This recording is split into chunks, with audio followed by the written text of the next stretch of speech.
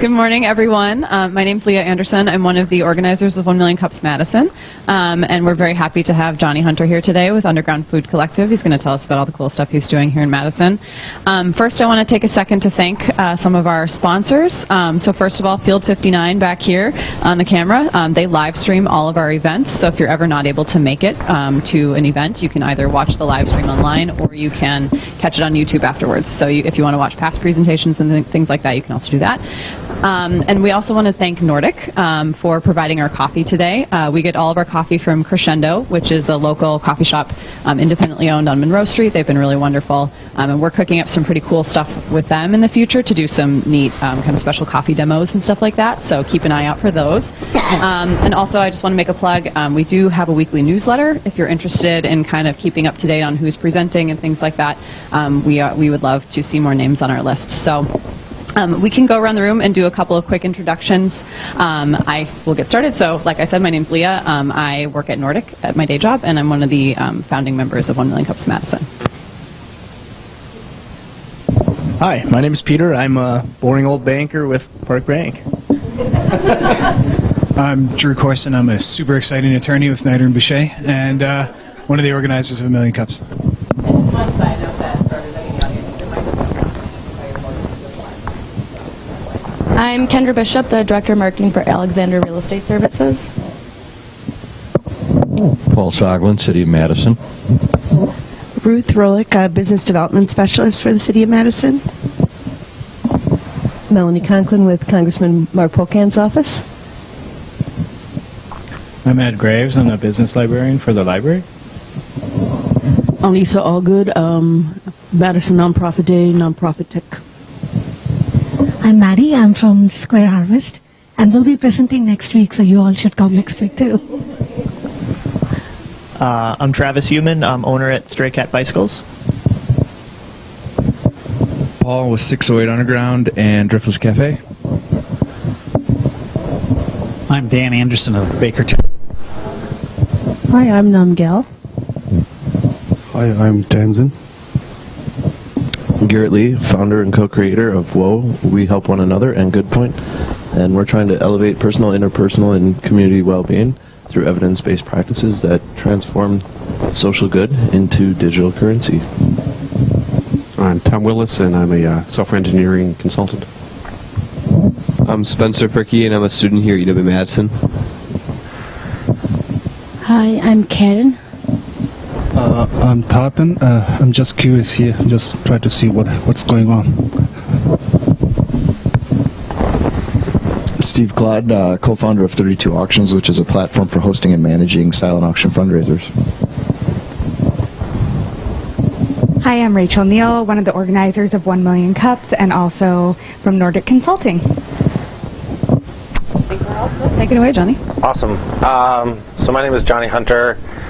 I am right. Now the button's not working. So Windows 8 is the worst. There you go. I'm one of the partners and kind of founders at the Underground Food Collective. So we're a business located here in Madison, Wisconsin. We have 4 businesses in Madison and then 1 in Minneapolis. And we're opening a 5th and 6th in Madison and 7th and 8th in Milwaukee in the next 2 years, so, or probably next year. So, yeah, right now, currently, our group is made up of a catering business, a meat processing business, a retail store, and a butcher shop in Madison. And then we opened a retail store in Minneapolis in November of last year, and we're working on another retail store here in Madison to open this summer, as well as a restaurant in Milwaukee. So, I kind of like the things that I want to talk about. I've been working on in my head and thinking about a lot, but it's not necessarily something that I've like really polished. So, and I do want this to be kind of be a conversation because like what. I want to talk about where I think food is going right now in this moment, and I want to talk about some of the shifts that are changing, and then I want to talk about how Underground is kind of positioning itself to be part of that dialogue and conversation. So I'll start off with like a broad proclamation and then focus in. So What's interesting right now, I think, is like the last 60 years of like industrialized food is kind of falling apart a little bit and not going away, but I think we can see that like companies that have been like producing, who have like really made it super efficient to create really cheap food, has had some pretty dire consequences on our health, environment, and economies. A lot of the costs that have been made cheap through the way they function aren't going to work. So we saw food prices spiking a lot. We've seen the effects of, kind of monocultures or monocrops in the Midwest and having environmental effects. And so now we're starting to see like some shifts there. And one thing, and like I think like 5 years ago, I would be like people are never going to change their eating habits. Like that won't happen, but it happened. So we're starting to see large shifts in the American culture on how people eat. People are starting to look for healthier foods. We're seeing a lot more kind of efforts towards eating healthier. We're seeing a lot of efforts for people trying to eat locally and kind of caring about the way that their food is raised. And so movements that I kind of have been participating in for like 15 years now, and Underground was kind of founded, are now much more mainstream. So it's no longer this situation where you are expecting people not to know where their farm goes. So we're seeing farmers markets and CSAs become a part of people's lives. We're starting to see McDonald's is like losing sales incredibly. Like it's like this behemoth of like what industrialized food means.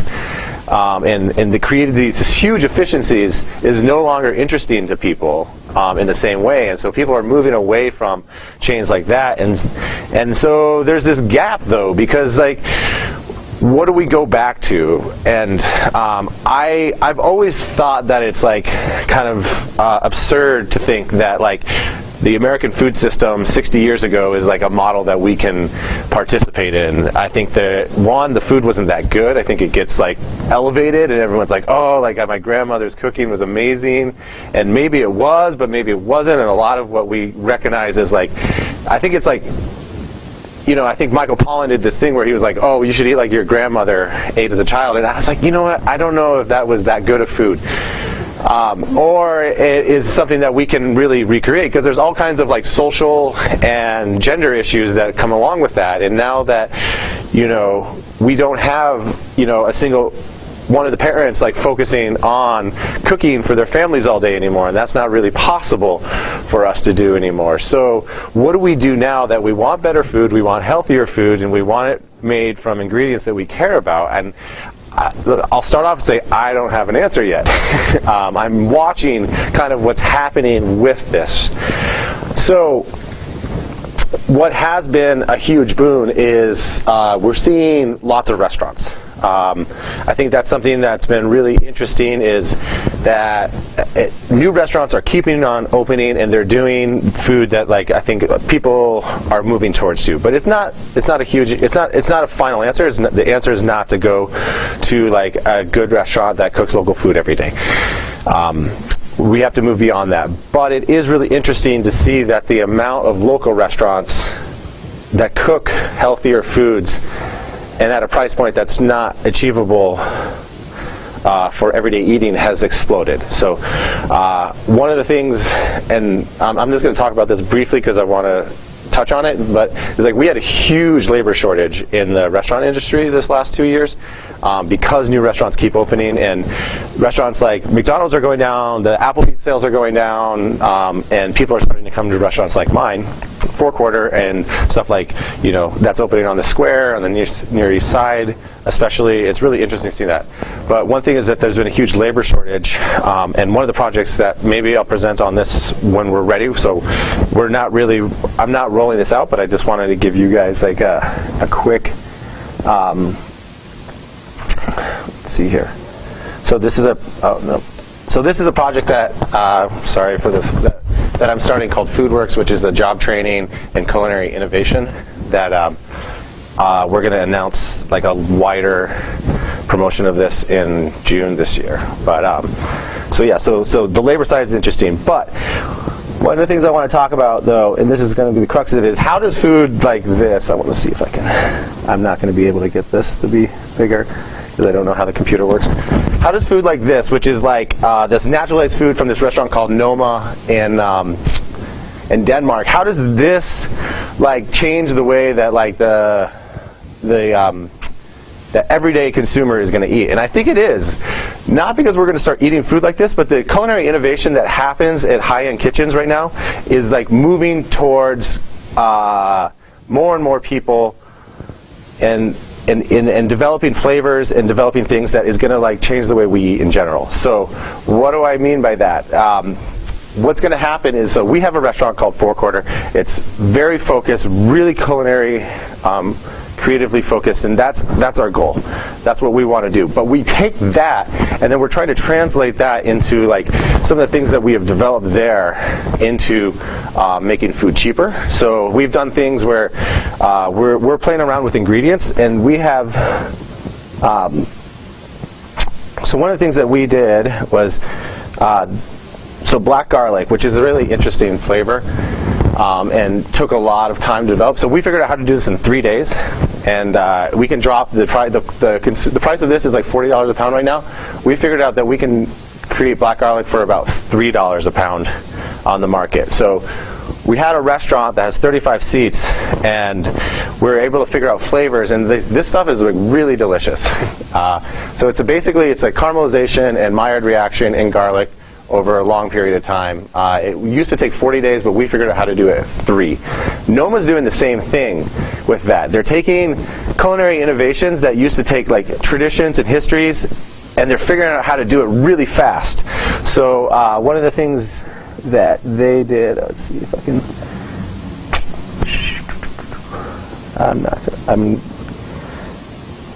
let's see if I can, sorry, okay, so this is called koji. So this is a Aspergillus strain of molds that is basically the foundation of soy sauce.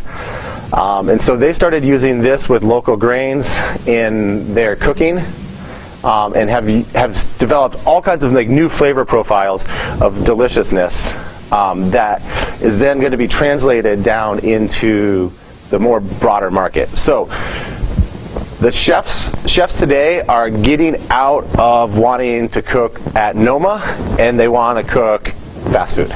They want to cook broader food for like everybody. The idea of like wanting to cook at a 35-seat restaurant where you serve 50 people a night is no longer like the major appeal in the industry that I'm in. People want to do fast food. So we're seeing some really interesting things happen here, and I don't think they're solutions. So I don't think they're final solutions. I think they're kind of processing here. So one of the things that I've been super interested in is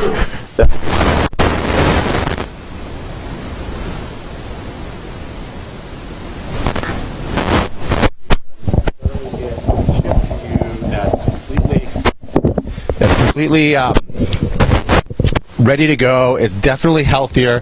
It's definitely getting people back into the kitchen and making it easier, shortening the amount of time that it takes to cook like a healthy meal. I think that people are starting to see CSAs. A Square Harvest is really interesting what they're doing. Taking CSA models and like trying to get that out to regular consumers and trying to get that process to consumers in a way that hasn't been before. So Blue Apron I think is at the tip of like what is like not super interesting to me, but like a trend that I'm like happy to see happen. A chef-driven concept. Actually, I'm gonna go to. So Sweet Green, which is like the salad bowl trend, the like kind of healthy fast food thing that's kind of hitting the wave. So this is like huge amount of money is getting put into this. There's agriculture in Minneapolis. I'm sure Madison has some kind of version of this. So this is,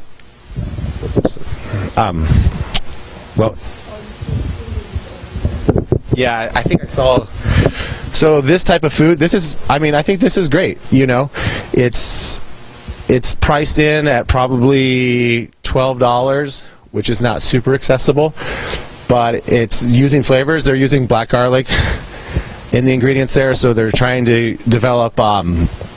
They're using umami, which I think is like one of the umami flavors, such as like miso, kojis, soy sauce. These are the type of things that I think make vegetables a lot more interesting to eat. Caramelization, I think, is the other one. So these are the two strands that people have been kind of working on to kind of develop flavor outside of like large meat proteins, and then trying to do in fish, like, you know, small portions of fish. So getting like less meat, more vegetables. I think that Sweet Green has been interesting. I don't think it's necessarily going to lead to people eating a ton more. I don't think the broader appeal of this is huge. So the next thing, so this is an interesting concept, which is a chef-driven vegetarian concept called Beefsteak by Jose Andres, who is a very prominent chef in the United States, probably our most prominent, or one of our most prominent. So it's kind of interesting, you know. Instead of a burger patty, he's using a large cut of beets, and, you know, fresh, market-driven vegetables take center stage. So that is one of the concepts that got opened this year. And then I'm going to show, this is the one that I'm actually the most excited about. So this is a fast food restaurant that opened in Los Angeles this year called Local. It's by two chefs, Roy Choi and Daniel Peterson, who are trying to do a fast food restaurant that's like kind of integrated into a neighborhood. So they did really good. Like, one of the things I love about this is that this isn't healthy food. It's healthier than current fast food, but but it looks really good. So let's see if I can pull up their menu. Yeah. So here's their menu, which I find pretty inspiring. So everything is like less than $6. There's lots of things that incorporate more like chef-inspired foods, and it plays on, you know, they have like locally made chicken nuggets, and they make veggie nuggets, and they have like these cheeseburgers and stuff that are like smaller portions at a price point that makes sense, and they're creating like good jobs in neighborhoods that are not necessarily like foodie enclaves, which is pretty cool. So the opening of this was like heralded and really kind of viewed as like an exciting moment forward. So this is what's out there right now. Nothing's kind of hitting like the healthy, delicious factor that like I quite want to see happen. But how is underground part of this? So we run these businesses that are more or less kind of like, you know, we're in it because we're like interested in it, but like we're developing. We run as kind of a development house. So like for everything that you see hit our menu, we have like 150 things that we don't use. So we have a culinary lab with about 150 people in the organization entirely, and we got about 30 people who are working out of there doing wholesale and production. So this is kind of our production floor. So when you see underground as a business, you see forequarter, you might see us catering, or you see the butcher shop, but we have a 6,000 square foot space in Commonwealth Development where we have this. Sorry, that's a Minneapolis. So this is our space that's kind of full of production, and here's some of here's Megan, who's our pastry chef. This is breaking down a lot of meat on a day. So I thought I had another photo of people. So we have this like culinary lab / space that supports our businesses, but also gives us an opportunity to like play around. And so we're developing flavors. We're trying to do. We're trying to figure out how to get a price point. So the things that we've been experimenting with this year has been frozen food that people can take home. So not out of necessarily, I think this is a solution, but we modeled like frozen pizzas. We feel like we could take those to our retail store, and that would be a really good fit, and we could hit at a price point. We're working on like frozen meatballs right now that would be kind of full of vegetables and like a lot less meat, that maybe were branded towards kids. We're also looking at our next location in Madison, the deli location, to be the Monroe Street Butcher, to have like a lot of like half-prepared foods, stuff like that. So that's where we are in the thought. So we're developing flavors, and then we're trying to create products in that. So there's always like so in the presentation here, everything is like, what can you guys do to help us? So this is the conversation I want to have. Like, you as cooks, you as people who want to eat healthier, like, what do you guys need to do a better job eating? And how can we where can we step in and be a part of like healthier food? Is it fast food, or is it half prepared food, or is it like, you know, take home meals? So hopefully we can have a conversation about this.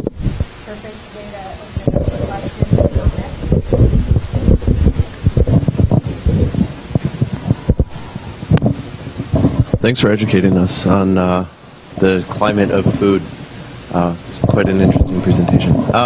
So I was meeting with a couple of friends the other day at a restaurant on the square, and we were reflecting on the fact that some restaurants in the nation have started to move towards like a sliding scale model to, you know, be more equitable for folks experiencing like economic hardship,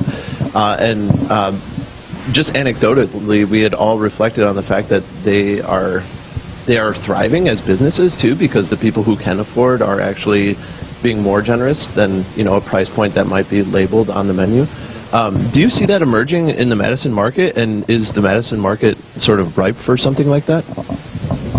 I could imagine that would work in Madison. I would say that my hope would be that there's more restaurants like local that are coming at a price point where it doesn't have to be sliding, where they're doing delicious food and they're doing it at like under $5, so they're competing with access points to fast food, which is a solution for a lot of people's diets. There was a really great op-ed in the New York Times yesterday about why people who are poor can't be picky with what they eat. It was really interesting. I meant to bring it up, but you guys should look at that, because it says that like when you're on a limited budget and you're trying to like feed kids, you can't be like, here's some vegetables that you're not going to eat, because then like, so you have to like play off of. So in some ways, when you're on that budget, you know, you have to get something where they'll actually eat calories, because they have to eat. And so what is that? Sweet, bland foods. They pointed out that kids generally need 12 to 15 times to get introduced to like a new food, which I think is like on the low point. If you have kids, you know this. So. What are the major barriers to people like the local guys opening new places around here? Is it price of real estate? Is it that drought of good employees? I mean, it doesn't seem to be a problem for people to open new restaurants, but I think in opening new businesses, labor is always much more significant than real estate, and then financing, I think, is the other issue when you don't have necessarily, you know, when you're working with models that are new. One of the points I want to make is that like, people who are in the local foods economy now have started to hack it so that we can compete with the big folks. I spent a day at Kraft about 2 years ago, and I was amazed how bad it was. Like how little innovation was happening and how little forethought that was actually part of, you know, looking at where people were eating. You know, the presentations that I was given, and they were doing product development, I was just like, oh my goodness, we can compete with this so easily. You know, the playing field has been evened up so much. So. Oh, hi, Johnny. I was going to go back to kind of like things you guys could do or food hacks. I know one of the things that I love eating out at restaurants, and I also love cooking and posting various pictures to my Facebook page. But one of the things that I find, and I think this is a growing phenomenon, is that a lot of stuff seems to be really focused in on food for the family, and so really kind of huge quantity items, and I find myself having to do like the reverse, is like, how do I make I want a pot roast, but how do I make a roast for 1 or 2? How do I make lasagna for, you know, which, you know, I've started just doing lasagna in a bread pan. You know, it's still almost too much for one, but it's better than like a 16-inch pan of lasagna. Right? Yeah, I mean, I don't have a ton of answers for that, because like I sometimes I make dinner at home and then suddenly there's enough food for like 40, because like for me that's like on the real low end of what I cook for, but So yeah, I think there's more and more tools with like vacuum sealing and sous vide and steam cooking that are going to make it easier. Some of the packaging innovations that are happening now hopefully make it easier. I do want to make a comment about restaurants. I think restaurants are interesting in the way they cook food, but it's not a very natural situation in which you cook foods, because you have a ton of labor that goes into preparing food that can be heated up and served to a table within 15 minutes. And so like when I think about cooking and what it takes, like I definitely want to step back from that and be like, okay, how do we get it so that we can cook in smaller portion sizes for people who are more massive, for like more people, like for more general consumption rather than like the restaurant model. So the restaurant model allows us to do really interesting things and develop new techniques, but they're not necessarily translating, I think, to like how people eat every day. So I'm more on the retail end of things, as you know. So we work with farmers and we actually home deliver local food to customers. So I tend to see a lot of customer feedback. So my question is, I see a huge divide, kind of call it cognitive dissonance, that people are emotionally and philosophically there to support local food, but when they see the price tag, they do get like a sticker shock. So do you think that local food, should good food be cheap? That's the first question, because I see the growing practice and I see good practices, the amount of resources it takes. I don't know if it should even compete with factory farming, because that's not the way to go. So do you think good food can ever... I think food has to get cheaper. And I mean, we are trying very hard to figure, and I don't necessarily think farm food has to, like, I don't think the farmers should make less money. I think farmers need to be more efficient. I think people in the local foods economy need to be more efficient. There's a ton of inefficiency in like my business, and I think we're on the more efficient side of it. But there's a lot of things that we can take from industrialized food and like take it to a micro scale that could increase our efficiency pretty substantially. There's too much waste in the system, and there's not enough efficiency. And I think that as that starts to happen, prices come down. That's happening right now. More like farmers are becoming much more efficient. We're no longer seeing like, you know, a single farmer go out there with like 2 acres of land and try to make a living, you know. And there's 700-person CSAs, and they're running as businesses that are able to drop prices, and we're seeing competition in vegetable processing that 10 years ago wasn't there. So it's definitely seeing the price come down, and I think it's a good thing. I don't think we'll ever get to like commodity. You know, the commodity prices are all based off of subsidies, and that's never going to happen. So,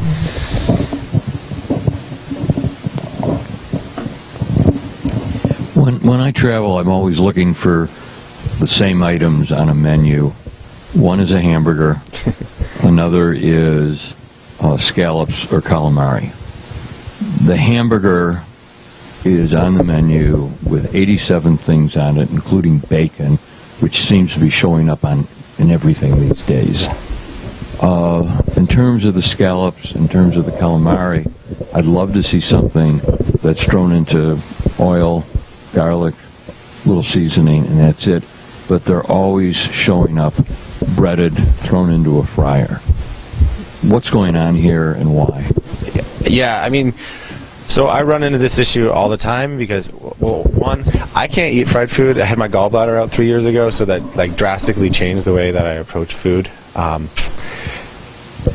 But fried food sells. And, you know, we have a restaurant where we don't fry anything and we don't serve a burger, and we get all these complaints about it all the time. So it's one of those things where I think it is a shift in diet. We got to get away from eating as much refined starches as I think that's like, of anything that we do as consumers, it's like, stop breading everything, stop just serving fried potatoes, stop serving, you know, massive amounts of white flour. But I think you are going to see more options where you get, you know, stuff that's kind of in that middle ground. You know, it might be like fried in butter still, but at least it's not breaded. And there's more places that are focusing on that, and you know, you can't eat that food all the time. It's pretty detrimental. As you're probably aware, there's a huge food waste. You know, in America, like we waste like 25% of our food and everything. So how does like Underground go about not, you know, having it so you have to throw away perfectly good food just because, you know, it's not not up to standards or whatnot? Yeah, I think that waste is something that we've focused on a lot. So trying to use waste products. One of the things we've done is like we're able to take all the stocks from leaks and blend it with so we use a lot of science tools and hacks. So we use like an ultrasonic homogenizer, which is like used to like clean jewelry, but then you can infuse it with food, and then we have a centrifuge where we can pull that oil out, and then suddenly we have this like incredibly flavorful oil that's not going to rot because it has no water or solids in it. So that's just like one presentation. Lots of fermentation. So we take vegetables that are on their end cycle, ferment them, use them in other items. Always a staple of what? Okay, so sorry. The main difference between a restaurant and a home cook is the amount of stock that we use. So we are constantly making stock, and that's one thing that I think a lot of waste ends up into. So if you want to be a better home cook, just start making stock. Like, it would make everything so much better. From a business perspective, can you just talk? Are you a cooperative, or are you for-profit, not-for-profit? So we're a regular partnership LLC, but we have probably more partners in it than most businesses do. So there's quite a few members of it. The other thing is we started as a cooperative, and then people didn't want to be owners. But I think our hierarchy is a lot different than most businesses. Someone said this once, there's a hierarchy underground, it's just way more confusing. You guys have not given me anything like what you want from cooking. Like, come on, I got to get like 10 of these before I leave here. Like, what's going to make cooking easier for you? Like, at home, you're going to go home, you want to eat something healthy, what's stopping you? So, quick question. One of my favorite things at Four Quarter is the ginger beer. Yeah. Are you ever going to bottle that? We do bottle it. You do? Yeah, it's at the butcher shop. Great. So I came into the very dangerous combination of getting the Food Lab cookbook for Christmas. And oh my gosh, he's like he's God. I had a lot of time for cooking, and now my family's terribly spoiled. And but one of the things I found there, it's still taking me a fair amount of time to prepare foods, even using a lot of the cool restaurant techniques that are in that cookbook, which is pretty accessible to home cooks. So that would be kind of my ask. Is like, how can I cook these really flavorful dishes in a little less time? So I think there's two things here. One is like on the side of like developing recipes, which I think, so the book he got is called The Food Lab by Kenji Lopez-Alt. He is like the most interesting person in food today, I think. He is like trying to make home cooking easier for people, but doing it in ways that are like way more accessible. So he's always like going through and trying to make a recipe easier. It's still lots harder. It's, on one thing I just want to say is like, just chop hundreds of pounds of vegetables. That'll get you, you'll get way faster at it. But the other thing is like, I think we need to do a better job of developing recipes that are allowing it to kind of be, developing recipes that are easier for home cooks to do. And I think Kenji's like moving that way.